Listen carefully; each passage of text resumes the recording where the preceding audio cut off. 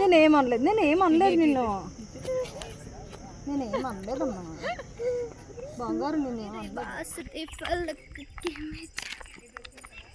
Hi చెప్పు. ఒక్కొక్కరి ఫేసుల్లో చూస్తుంటేనే మీకు అర్థమైపోవాలి. అది ఇది బాగా ఎంజాయ్ చేసేది. ఐస్ క్రీమ్ తింటావా ఐస్ క్రీము తినవా? అమ్మో ఇప్పుడు ఎందుకే నవ్వుకున్నావు నువ్వు? రెండు కావాలా నీకు? వద్దయితే పద వెళ్ళిపోదామా? Hi hello, welcome to my channel. నేను Chandini. Good morning friends, very very good morning. ఈరోజు వీడియో నేను చాలా హుషారుగా చెప్దాం అనుకుంటున్నాను, కాకపోతే నాకు గొంతు అస్సలు లేవట్లేదు. సో ఈరోజు వీడియో స్టార్ట్ చేసేస్తే, ఈరోజు షిరిడి వెళ్ళాం కదా మేము ఫ్రెండ్స్తో. షిరిడీలో సెకండ్ డే అనమాట. ఫస్ట్ డే దర్శనము, ఆరతి ఇవన్నీ అయిపోయినాయి. సెకండ్ డే వచ్చేసి మేము ఇలా లోకల్ ట్రిప్ వెళ్దాం అనుకుంటున్నాము. అంటే లోకల్ సైట్ సీయింగ్స్ అవి ఉంటాయి కదా, అక్కడికి వెళ్దామని ముందు రోజు బుక్ చేసుకున్నాం అనమాట. నాసిక్ వెళ్ళొచ్చు మీరు, షిరిడి నుంచి నాసిక్ సైడ్ వెళ్ళొచ్చు, ఆర్ ఎల్లోరా కేవ్స్ వైపు వెళ్ళొచ్చు. మేమైతే ఎల్లోరా కేవ్స్ వైపు వెళ్దాం అనుకున్నాము. నాసిక్ వచ్చేసి ఇక్కడ నుంచి 2.5 hours అలా పట్టేస్తుంది అనమాట. సో పిల్లలతో అంత జర్నీ చేసి ఎందుకులే, దాని బదులు ఎల్లోరా కేవ్స్ వైపు వెళ్దామని చెప్పేసి అక్కడికి బుక్ చేసుకున్నాము. ఇక్కడ మేము కొంచెం రెడీ అయిపోయి ఫొటోస్ వీడియోస్ అన్నీ తీసుకుంటున్నాం అనమాట. అండ్ ఇవే కదా మంచి మెమరీ మనకి. అండ్ బ్రేక్ఫాస్ట్ చేస్తున్నారు వీళ్ళందరూ. నేనైతే టీ తీసుకున్నాను, మనకు బ్రేక్ఫాస్ట్ అంత ఎక్కదు. And that and AC car book చేసుకున్నాం అనమాట. ఇది 3500 చేంజ్ అనమాట మేము బుక్ చేసుకున్నది, మొత్తం నలుగురు పిల్లలకి కలిపి. అండ్ మేము వెళ్ళేదైతే ఫస్ట్ శనిశింగ్నాపూర్ వెళ్తున్నాము. శనిశింగ్నాపూర్ నుంచి ఎల్లోరా కేవ్స్ నుంచి ఔరంగాబాద్ నుంచి ఒక జ్యోతిర్లింగం చూపించి తీసుకురావాలన్నమాట. మార్నింగ్ 11:30కి బయలుదేరాము. అండ్ ఈవినింగ్ కొంచెం నైట్ కలా రూమ్కి వచ్చేసాము అనమాట. సో అది. అండ్ ఇక్కడైతే మేము ఫుల్ సాంగ్స్ అవన్నీ ఫుల్ కుమ్మేసాం అనమాట. అసలు కార్లో ఎక్కడ కూడా అసలు ఖాళీగా లేము. ఎక్కడైనా సరే వీళ్ళు వచ్చేసి సాంగ్స్ లిరిక్స్ ఉంటాయి కదా గూగుల్లో చూసుకొని పాడుకోవడం, చక్కగా చిన్నగా డాన్సులు చేసుకోవడం అలా చేసుకున్నాం అనమాట. వెనకట్ల మను పాప కూర్చున్నారు పిల్లలు. అండ్ ముందు వచ్చేసి మౌలిషా, నేను, సౌజీ కూర్చున్నాం అనమాట. అండ్ ఇక్కడ మీకు ఒరిజినల్ సాంగ్స్ పెట్టుంటే బాగుండేది, కాకపోతే మనకి కాపీరైట్ వచ్చింది కదా, అందుకని యాడ్ చేయట్లా. ఈరోజు అయితే ఇంకా బ్రేక్ఫాస్ట్ అండ్ కొంచెం చాక్లెట్స్ అవన్నీ క్యారీ చేసాం, ఎందుకంటే జర్నీలో పిల్లలకి ఇన్ కేస్ తేడా ఏమైనా వామిటింగ్ అలా సెన్సేషన్ ఏమైనా అని చెప్పేసి. అండ్ ఇక్కడికి మనం వచ్చేసాము శనిశింగ్నాపూర్కి. ఇక్కడ నేను కొంచెం షూట్ చేశాను, సో దట్ మీకు కొంచెం ఐడియా వస్తుంది. అండ్ శనిశింగ్నాపూర్ అనేది మనకి ఒక మెయిన్ పుణ్యక్షేత్రం అనమాట. ఇది మనకి షిరిడీకి ఔరంగాబాద్కి మధ్యలో ఉంటుంది. ఇక్కడ ఒక నల్లగా రాతి విగ్రహం అనేది ఉంటుందన్నమాట. సో దాన్ని కొలుస్తారనమాట శని దేవుడి కింద. అండ్ దానికి ఈ తైలాభిషేకం ఇవన్నీ చేస్తుంటారు. మెయిన్ జెంట్స్ చేస్తుంటారు, అసలు లేడీస్ ఆ విగ్రహం దగ్గరికి వెళ్ళనివ్వరు అనమాట. అండ్ అక్కడ అభిషేకం చేస్తే మనకి ఏవైతే బ్యాడ్ నెగిటివ్స్ ఇవన్నీ ఉన్నాయో అవన్నీ పోతాయి అనేది బాగా నమ్ముతారట ఇక్కడ. అండ్ నేను కూడా ఇక్కడ డీటెయిల్స్ అన్నీ కూడా గూగుల్ చేసి చూశాను. లైక్ అక్కడ డీటెయిల్డ్గా అయితే బోర్డ్స్ పెద్దగా ఏం లేవు. దట్టు అక్కడ కొంచెం మరాఠీ ఎక్కువ మాట్లాడుతుంటారు కదా మహారాష్ట్ర. సో హిందీలో అడిగినా సరే పెద్దగా అర్థం కాదు, మెయిన్ మరాఠీలో చెప్తూ ఉంటారనమాట. అండ్ ఇక్కడ స్వయంభూ కింద అదేదైతే నల్ల రాతి ఉందో అది స్వయంభూ కింద కొలుస్తారట, స్వయంగా ఆవిర్భవించిందట అది. అండ్ గొర్రెల కాపరిది అనేది స్టోరీ ఉంటుందట ఇక్కడ. సో దాని ద్వారా కొలువై ఉంది అండ్ ఆ మహిమ అదంతా కూడా చెప్తుంటారు. అండ్ స్టార్టింగ్లో ఇలాగ రావి ఆకులు అండ్ ఆల్సో ఇవన్నీ కూడా ఉన్నాయి. అంటే ఇక్కడికి తీసుకొచ్చి బయట కొంటున్నారు, ఇక్కడ వదిలేస్తున్నారు అనమాట. అండ్ ఇక్కడికి లేడీస్ అసలు అలౌ చేయరు ఇక్కడ. అంటే లోపలికి వెళ్ళిన తర్వాత నేను ఏదైతే షూట్ చేస్తున్నానో సాటర్డేస్ అయితే అసలు గుడి అసలు ఖాళీ ఉండదట, చాలా మంది వస్తారట వేలకొంది. అండ్ ఆల్సో ఇక్కడ గుడికి దగ్గరలో ఏ ఇంటికి కూడా తలుపులు కానీ గొల్లాలు కానీ ఇవేమి ఉండవట. సో అది దొంగల భయం ఎక్కువ ఉండేదట ఇంతకుముందు. సో ఈ స్వామివారు వెలిసినప్పటి నుంచి ఆ దొంగల భయం, దోపిడీల భయం ఇవేమి లేవట. సో అందువల్ల ఆ నమ్మకంతోనే ఎవరింటికి కూడా తలుపులు కానీ ఇవేమి ఉండవట. సో అలా చెప్తూ ఉంటారు. మీరు చూడొచ్చు చాలా వరకు ఇళ్ళకి తలుపులు కానీ ఏం కానీ ఉండవు, మనం చాలా రేర్గా చూస్తుంటాం కదా అలాంటివి. సో ఇక్కడైతే కాలు ఎలా అంత దారుణంగా కాలేదు తెలుసా మాకు. ఫొటోస్ అవి తీసుకోవడానికి, మా పాటలు చూడాలి, ఇక్కడ చాలా విపరీతమైన హీట్ ఉందని చెప్పాను కదా ఇక్కడ. ఇక్కడ కొన్ని ఫొటోస్ అవి తీసుకున్న తర్వాత ఇంకా మేము స్టార్ట్ అయిపోయాము ఔరంగాబాద్కి. ఈరోజు మేము ఒక చిన్నది ఏదో మిస్ చేసామన్నమాట. మొత్తం 4 అయితే చూడాలి యాక్చువల్గా, ఒకటి మిస్ చేసాము. సో దీని తర్వాత మేము వెళ్ళింది ఔరంగాబాద్కి. ఔరంగాబాద్ వచ్చేసి మనకి మినీ తాజ్మహల్ ఉంటుందన్నమాట. అండ్ ఇదిగో ఇదే మినీ తాజ్మహల్ లోపల ఉంటుంది. ఇది స్టార్టింగ్ ఎంట్రన్స్ అనమాట. ఇక్కడ మీకు టికెట్ ఉంటుంది, టికెట్ ఛార్జ్ చేస్తారు. ఆ టికెట్ తీసుకొని లోపలికి వెళ్ళిపోవడమే. మేము ఇక్కడ కొంచెం ఫొటోస్ అవన్నీ తీసుకుంటున్నాము బయట. అండ్ ఔరంగాబాద్ వచ్చేసి మనకి మహారాష్ట్రలో ఉంటుంది, షిరిడీకి దగ్గరలో ఉంటుందన్నమాట. మహారాష్ట్రలో ఔరంగాబాద్లోని మినీ తాజ్మహల్ లొకేట్ అయి ఉంటుంది. ఇది వచ్చేసి ఒక మొఘల్ చక్రవర్తి నిర్మించిన ప్రేమ సౌధం కింద భావిస్తారనమాట. ఇది ఔరంగజేబు నిర్మించాడట ఈ మినీ తాజ్మహల్ని.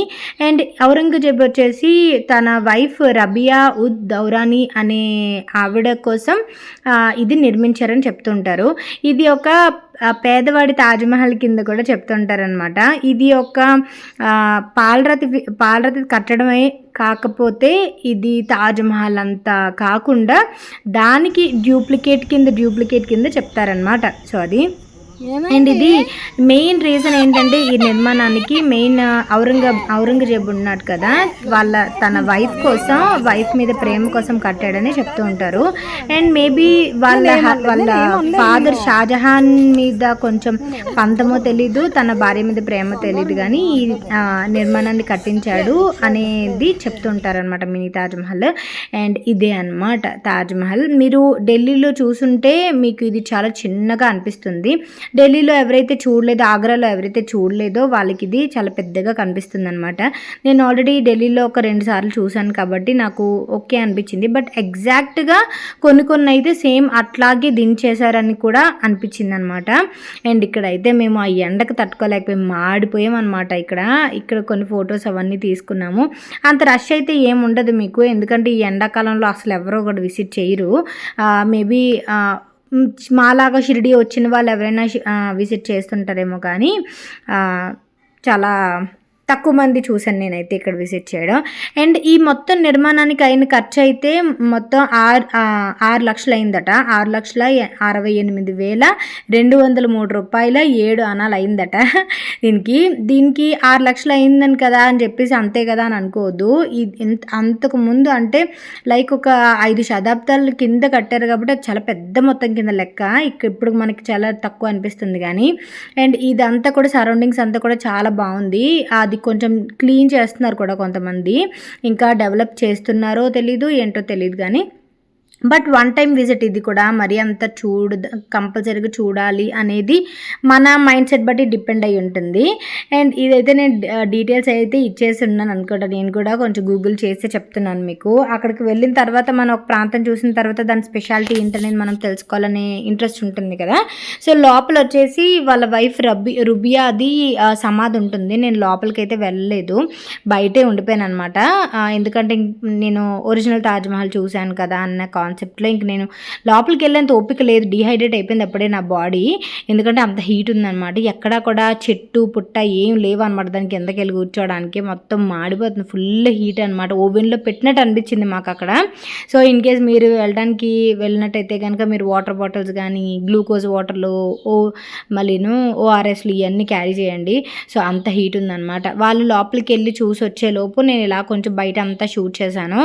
అండ్ ఎంత షూట్ చేసినా సరే ఇలాంటివి కొన్ని షూట్ చేయాలనిపిస్తుంది, ఎందుకంటే సరిగ్గా క్యాప్చర్ అవుతుందో లేదో అన్నట్టుగా. సో ఇది కూడా నేను మీకు చూపించేసాను ఈరోజు. సో హోప్ మీకు నచ్చింది అనుకుంటున్నా. లోపలికి వెళ్ళి వచ్చేటప్పటికి మీకు టైం లిమిట్ అనేది ఏమి ఉండదు, మీరు ఎంతసేపు అయినా ఉండొచ్చు, కాకపోతే మీరు ఉండలేరు అనమాట అక్కడ అంత దీనిగాను. అండ్ మేము ఇక్కడికి వచ్చాము. దాని తర్వాత ఎల్లోరా కేవ్స్ దగ్గర టికెట్ తీసుకొని ఎల్లోరా కేవ్స్ లోపలికి వెళ్ళాము. మేము అనుకున్నాము ఎల్లోరా కేవ్స్ తర్వాత ఇదంతా తిరగాలేమో, మేము నడుచుకుంటూ పిల్లలతో ఎలా తిరగలం రా బాబు అని అనుకున్నాము. బట్ ఇక్కడ ఏంటంటే మీకు బ్యాటరీవి ఉంటాయి కదా, ఆ వాటి మీద మీకు మొత్తం కేవ్స్ అన్ని తిప్పుతారనమాట. అండ్ మేము ఇక్కడ మెయిన్ కేవే మిస్ చేసేసాము. మీరు ఫస్ట్ ఎప్పుడైనా వెళ్ళినప్పుడు మెయిన్ కేవ్ ఒకటి ఉంటుంది ఎదురుగా, మీకు ఎంట్రన్స్లోనే ఉంటుంది. అక్కడ ఇదిగో చూసారా ఎదురుగా మీకు ఇలా చుట్టూ తిరిగి వెళ్తే ఎదురుగా ఒక కేవ్, అక్కడ మనుషులు కనిపిస్తున్నారు కదా ఎదురుగా దూరంగా, అక్కడ ఆ కేవ్ని విజిట్ చేయండి. మేము లాస్ట్లో అక్కడికి రావడం వల్ల టైం అయిపోయింది, వాళ్ళు ఇంకా మమ్మల్ని అలో చేయలేదన్నమాట. ఇక్కడ బ్యాటరీ కార్డ్స్ ఉంటాయి, బ్యాటరీ కార్డ్స్లో మీరు చక్కగా అన్ని కేవ్స్ చుట్టూ వచ్చేయచ్చు. మీరు తొందరగా తెలుసుకున్నారనుకోండి అన్ని కేవ్స్ మీరు చూడొచ్చు.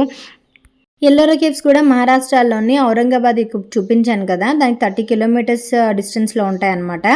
అండ్ ఇది మాన్యుమెంటల్ గుహల కింద ప్రసిద్ధి చెందినవన్నమాట. ఎల్లోరా అదే వారసత్వ సంపద కింద దీన్ని పరిగణిస్తారు. అండ్ ఆల్సో ఇది మెయిన్ భారతీయ రాతి శిల్పకళను ప్రతిబింబిస్తుందట కంప్లీట్గా. మనకి ఎల్లోరా కేవ్స్ మనకు తెలిసిందే కదా. అండ్ ఆల్సో ఇది 5వ శతాబ్దం నుండి 10వ శతాబ్దం మధ్యలో నిర్మించబడ్డవట. మొత్తం 12 గృహాలు ఉంటాయి. బౌద్ధ మతానికి చెందినవి ఇవి మొత్తం కూడా. అండ్ ఇది అదేంటి 13వ గుహ నుండి 29వ గుహ వరకు హిందూ మతానికి సంబంధించిన దేవతలు పౌరాణిక కథలను తెలుపుతాయట మొత్తం కూడా.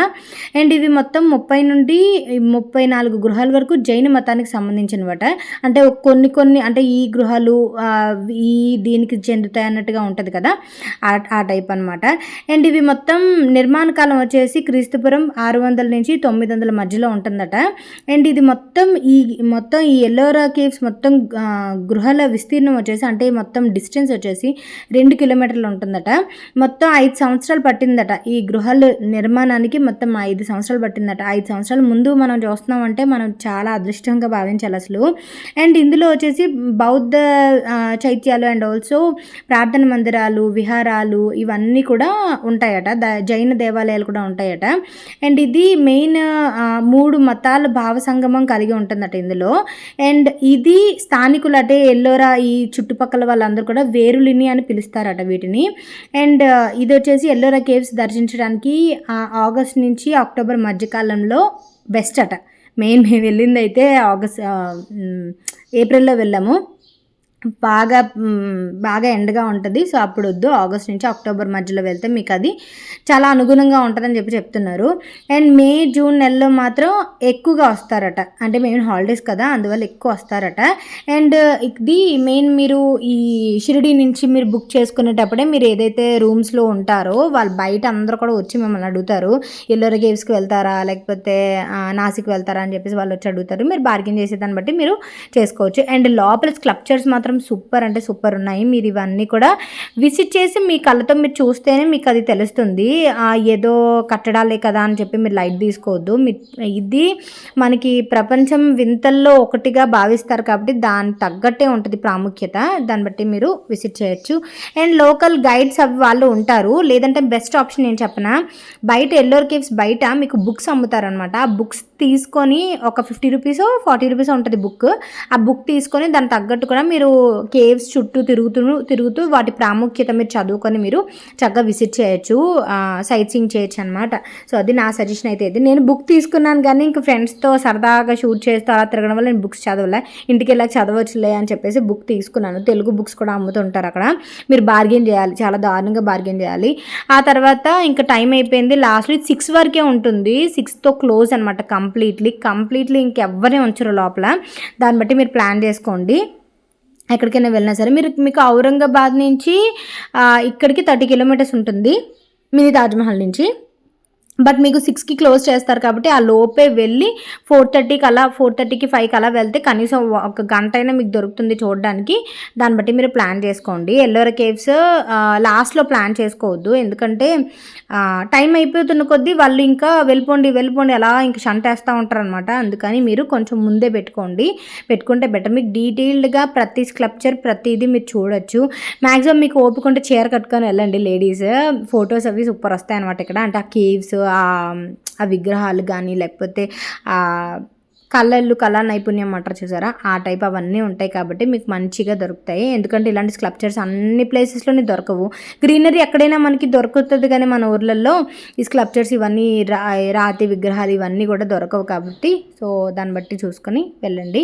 అండ్ ఈరోజు నేను వేసుకున్న డ్రెస్ వచ్చేసి షీ నీడ్స్లో తీసుకున్నా. షీ నీడ్స్ నేను లాస్ట్ టైం వీడియో షేర్ చేశాను కదా వెడ్డింగ్ సిరీస్ లాగా, అప్పుడు నేను షీ నీడ్స్లో తీసుకున్న డ్రెస్ కుర్తా సెట్ అనమాట.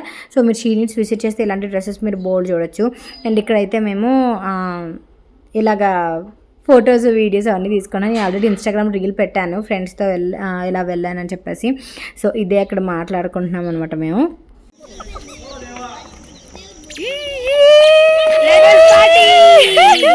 Girls party our 10th class friends long మీరు ఎలా ఎంజాయ్ చేస్తున్నారు? feeling very super enjoying with kids and friends. With kids and friends. నేనైతే ఫ్రెండ్స్తోనే, నా కొడుకు రాలేదు కదా. చాలా అంటే చాలా బాగా ఎంజాయ్ చేస్తున్నాం కదా. ఒక్కొక్కరి ఫేసుల్లో చూస్తుంటేనే మీకు అర్థమైపోవాలి అది ఇది బాగా ఎంజాయ్ చేసేది.